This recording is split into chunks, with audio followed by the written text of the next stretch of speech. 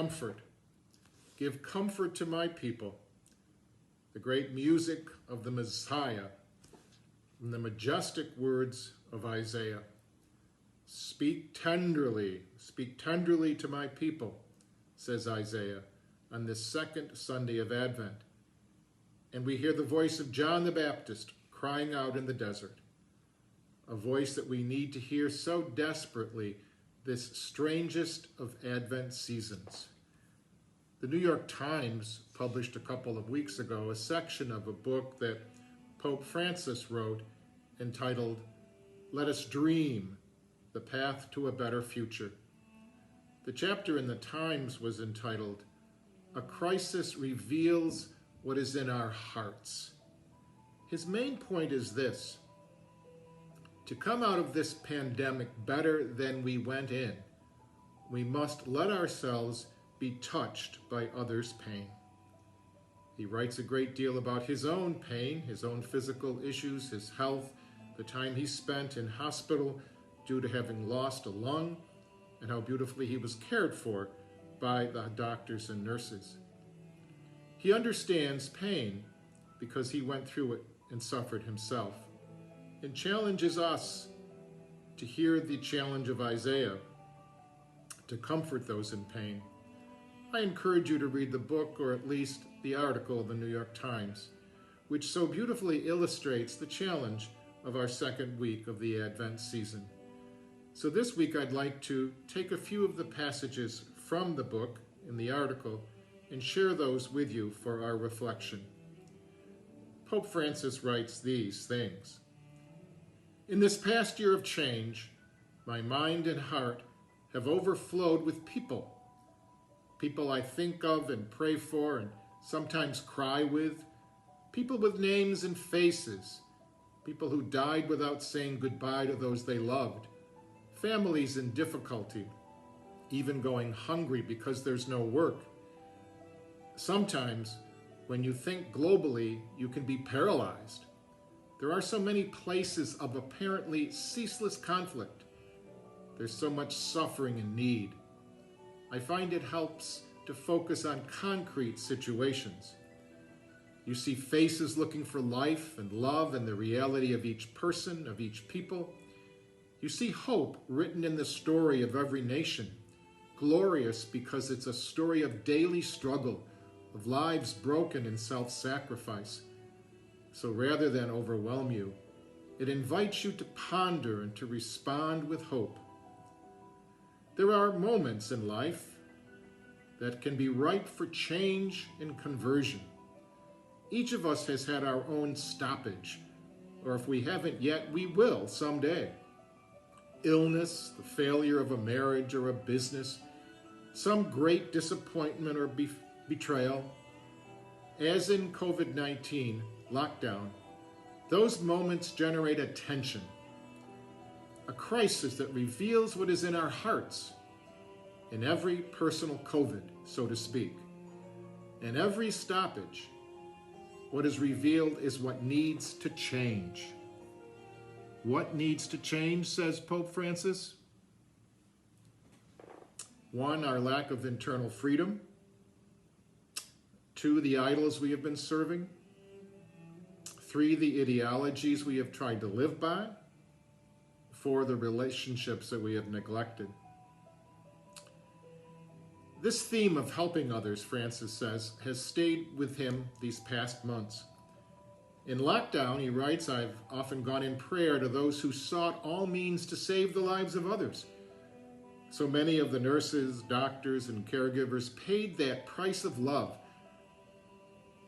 together with priests and religious and ordinary people whose vocations were service.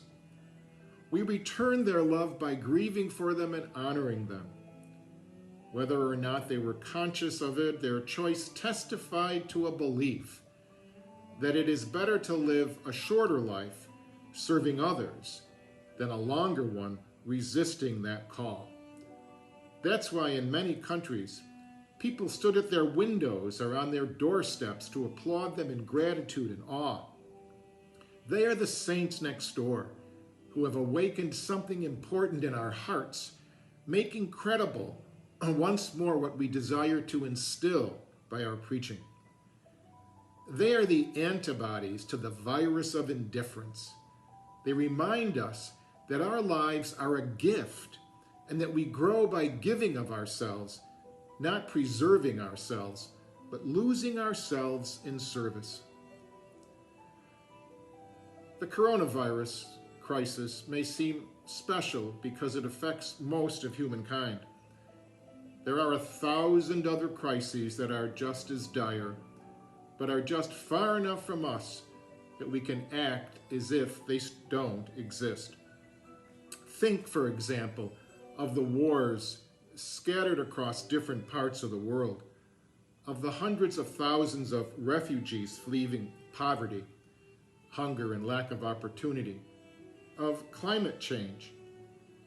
These tragedies may seem distant from us as part of the daily news that, sadly, fails to move us to change our agendas and priorities.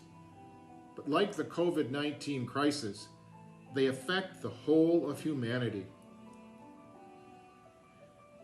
If we are to come out of this crisis less selfish than we went in, we have to let ourselves be touched by others' pain. There's a line in Friedrich Holderlin's Hyperion that speaks to me about how the danger that threatens in a crisis is never total. There's always a way out. Where the danger is also grows the saving power. That's the genius in the human story. There's always a way to escape destruction. Where humankind has to act is precisely there, in the threat itself. That's where the door opens, says Pope Francis.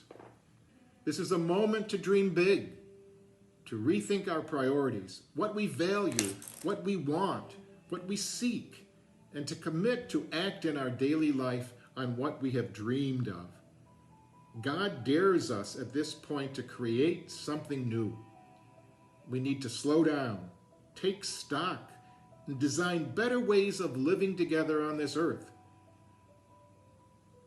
This pandemic has exposed the paradox that while we are more connected, we are also more divided. Feverish consumerism breaks the bonds of belonging. It causes us to focus on our self-preservation and makes us anxious. Francis ends the article by saying and writing, to come out of this crisis better, we have to recover the knowledge that as a people we have a shared destination. The pandemic has reminded us that no one is saved alone. What ties us to one another is what we commonly call solidarity. Solidarity is more than acts of generosity, important as they are.